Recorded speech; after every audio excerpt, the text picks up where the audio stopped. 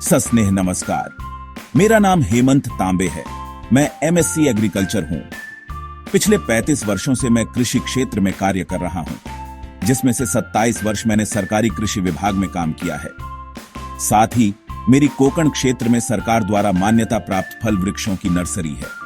हर वर्ष मैं अपने दोस्तों के साथ हजारों जंगली और कोकण क्षेत्र के फलदार वृक्षों के बड़े पौधे वृक्षारोपण के लिए विभिन्न संस्थाओं और सरकार को निःशुल्क प्रदान करता हूं। मैंने 3 पीढ़ियों में कृषि प्रथाओं में स्थिरता देखी है।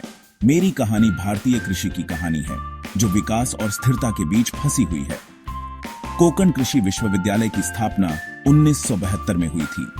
उस समय धान की फसल के लिए एनपीके प्रति हेक्टर का डोज 100-50-50 था। जब मैंने 1984 में बीएससी में प्रवेश लिया, तब भी धान के लिए एनपीके का डोज वही था, 100-50-50। मेरी बेटी ने 2014 में बीएससी में प्रवेश लिया और तब भी धान के लिए एनपीके का डोज वही था, 100-50-50। यह एक मानक था जिसे हमने बिना सोचे समझे अपना लिया। मैंने सोचा था कि समय के साथ हम नए तरीके अपनाएंगे, लेकिन ऐसा नहीं हुआ।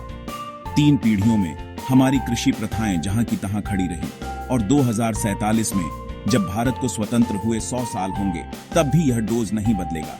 यह सोचकर मन व्यथित हो जाता है कि हम कितने पीछे रह गए हैं। यह डोज आया कहां से? पश्चिमी देशों से। हमने बिना सोचे समझे पश्चिमी प्रथाओं को अपना लिया, बिना यह जाने कि वे हमारी मिट्टी के लिए उपयुक्त हैं या नहीं। पिछले 1000 वर्षों में भारत में कोई नया शोध नहीं हुआ। आज भी वैज्ञानिक वही कर रहे हैं। लाइब्रेरी में जाना, आर्टिकल लिखना और खुद को वैज्ञानिक मान लेना। पूरा देश इसी प्रक्रिया में फंसा हुआ है और इसे कोई बदल नहीं सकता। लेकिन क्या यह सच है? क्या हम वाकई में बदलाव नहीं ला सकते? आइए हम अपनी धरती की कहानी को समझें। धरती का निर्माण लगभग 650 करोड़ साल पहले हुआ था। अगर आप लोकमान्य तिलक की पुस्तक the Arctic home in Vedas पढ़ें, तो पता चलता है कि भारत में हजारों साल पहले से खेती हो रही थी। हमारे पूर्वजों ने प्रकृति के साथ सामंजस्य बनाकर खेती की, लेकिन आधुनिक समय में हमने सिर्फ जमीन से लिया है, उसे कुछ लौटाया नहीं। मिट्टी में कार्बन घट रहा है, जो अब 0.6 से 3.0 के बीच है, और रासायनिक खादों का उपयोग बढ़ता जा रहा है। अगर यह जारी रहा तो अगले 70-80 सालों में हमारी जमीन रेगिस्तान बन जाएगी। क्या आप कल्पना कर सकते हैं? हमारे हरे भरे खेत रेत के टीलों में बदल जाएंगे। प्रकृति कभी गलत नहीं होती। हमें अपनी धरती का सम्मान करना होगा। अगर हमने अपने प्राकृतिक संसाधनों की रक्षा नहीं की, तो आने वाली पीढ़ियों को भूखमरी का सामना करना पड़ेगा।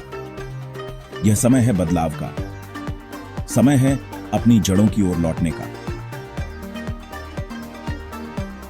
हमें अपनी पारंपरिक ज्ञान और आधुनिक विज्ञान का समन्वय करना होगा। हमें अपनी मिट्टी को समझना होगा, उसकी देखभाल करनी होगी। क्या हम अपनी धरती को बचा पाएंगे? यह फैसला हमारा है।